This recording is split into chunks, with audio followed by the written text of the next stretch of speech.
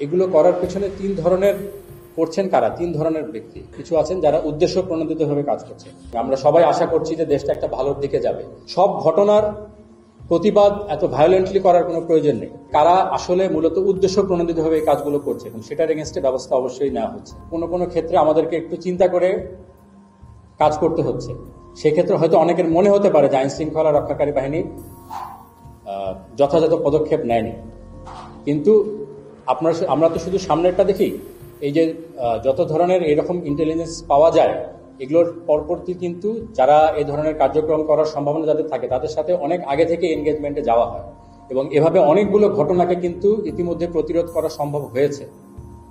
এর আগের press briefing আমি বলেছিলাম, যেটা হয়তো যেহেতু ঘটনাটা হয়নি এই জন্য কেউ জানে না, বাট এই ধরনের অনেক ঘটনা প্রতিরোধ করা হয়েছে। তারপরেও যেগুলো ঘটছে সেগুলো তো আমরা চেষ্টা করছি এবং আপনারা খেয়াল করবেন, হয়তো আমরা সম্পূর্ণভাবে প্রতিটাকে প্রতিরোধ করতে পারিনি, বাট ঘটনাগুলোর জন্য একটা সার্টেন লেভেলের উপরে না যায় এবং তাড়াতাড়ি ঘটনাটাকে যে কন্টেইন করা যায় সেই ব্যাপারে কিন্তু যথেষ্ট ব্যবস্থা নেওয়া হয়েছে পুলিশ, সেনাবাহিনীর সকলের পক্ষে। বর্তমান পরিস্থিতিতে আমাদের আইন শৃঙ্খলার বা যে ধরনের ঘটনাগুলো বললেন, আন্দোলন বা বিভিন্ন ধরনের প্রোটেস্ট, আনরেস্ট হচ্ছে, এগুলো করার পেছনে তিন ধরনের করছেন কারা, তিন ধরনের ব্যক্তি বা তিন ধরনের গ্রুপ। একটা হলো যারা চিহ্নিত অপরাধী, তাদের কাজই হচ্ছে বিভিন্ন ধরনের অপরাধ করা বা এই ধরনের বিষয়ে তারা কাজ করে।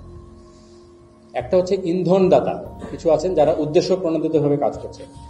আর একটা বড় গ্রুপ আছে যারা দেশের সাধারণ জনগণ। যেমন এই যে ছাত্রদের যেটা বললেন, এর আগে আমরা বিভিন্ন সময় দেখছি যে গার্মেন্ট সেক্টরের আনরেস্ট হচ্ছে, শ্রমিকরা করছে, এরা কিন্তু সাধারণ জনগণ। ট্রাফিক আইন ভঙ্গ করছে, এখানে কিন্তু আমাদের মতো সাধারণ জনগণ। এখন আইন শৃঙ্খলা রক্ষাকারী বাহিনীর ভূমিকাটা মূলত থাকবে প্রথম যে দুইটা গ্রুপ বললাম, যারা অপরাধী, যারা উদ্দেশ্য প্রণোদিতভাবে অপরাধ করে, বা ইন্ধনদাতা। সাধারণ জনগণের বিপক্ষে যখন আমাদের দাঁড়াতে হয়, আমাদের একটু চিন্তা করে কাজ করতে হয়। বিশেষ করে আপনার যদি ছাত্রদের কথা বলেন, এই ছাত্ররাই আন্দোলন করে দেশের এখন একটা আমাদের যে বর্তমান পরিস্থিতি এনেছে এবং আমরা সবাই আশা করছি যে দেশটা একটা ভালোর দিকে যাবে। সেই ছাত্ররাই যখন কারো ইন্ধনে একটু সাময়িকভাবে ডিরেইল হয়ে যাচ্ছে, পরিস্থিতি না বুঝে, তখন তাদের এগেনস্টে আমরা যদি শক্তি প্রয়োগের কথা চিন্তা করি, আমাদেরকে একটু চিন্তা করে কাজটা করতে হয়। ঠিক আছে, আমরা আশা করি ছাত্ররা, শ্রমজীবী, কর্মজীবী, সাধারণ মানুষ যারা আছেন, প্রত্যেকেই তার নিজ নিজ জায়গায় থেকে আমরা দেশটাকে কোথায় দেখতে চাই এবং সেখানে আমার নিজের কি দায়িত্ব সেটা বুঝবেন। এবং প্রথমত এই ধরনের যখন সেটা সোশ্যাল মিডিয়া হোক বা অন্য কোনো যে কোনো মাধ্যমে হোক, যখন এই ধরনের কোনো ইন্ধন জাতীয় বিষয় তাদেরকে ইনস্টিগেট করার চেষ্টা হবে, তারা যাচাই করবে যে আসলে ঘটনাটা হয়েছে কিনা। দ্বিতীয়ত, যদি ঘটনা সত্যও হয়, সব ঘটনার প্রতিবাদ এত ভায়োলেন্টলি করার কোনো প্রয়োজন নেই। অনেক শান্তিপূর্ণভাবে করা যাবে, বিকজ আমরা সবাই শান্তি চাই দেশে। তো এখানে আমাদের সাধারণ জনগণ, বিশেষ করে ছাত্র, কর্মজীবী, শ্রমজীবী এবং সকল পর্যায়ের মানুষ, আমাদের একটা সকল নিজের দায়িত্ব আছে যে আমরা যদি নিজে থেকে দায়িত্বশীল ভূমিকা পালন করি, তাহলে এই অনেকগুলো এই ধরনের ঘটনা আমরা অ্যাভয়েড করতে পারি এবং তখন আইন শৃঙ্খলা রক্ষাকারী বাহিনী যারা উদ্দেশ্য প্রণোদিতভাবে অপরাধ করে তাদের এগেনস্টে আমরা কাজ করতে পারি। সেক্ষেত্রে আমাদের কাজের পরিধিটাও সহজ হয়, দেশের এই ধরনের ঘটনাগুলো আমরা কমাতে পারি।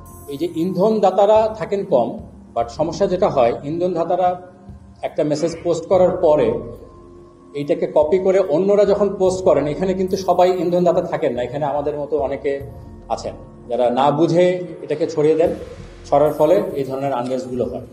তো আমরা চিহ্নিত করার অবশ্যই চেষ্টা আছে যে কারা আসলে মূলত উদ্দেশ্য প্রণোদিতভাবে এই কাজগুলো করছে এবং সেটার এগেনস্টে ব্যবস্থা অবশ্যই নেওয়া হচ্ছে।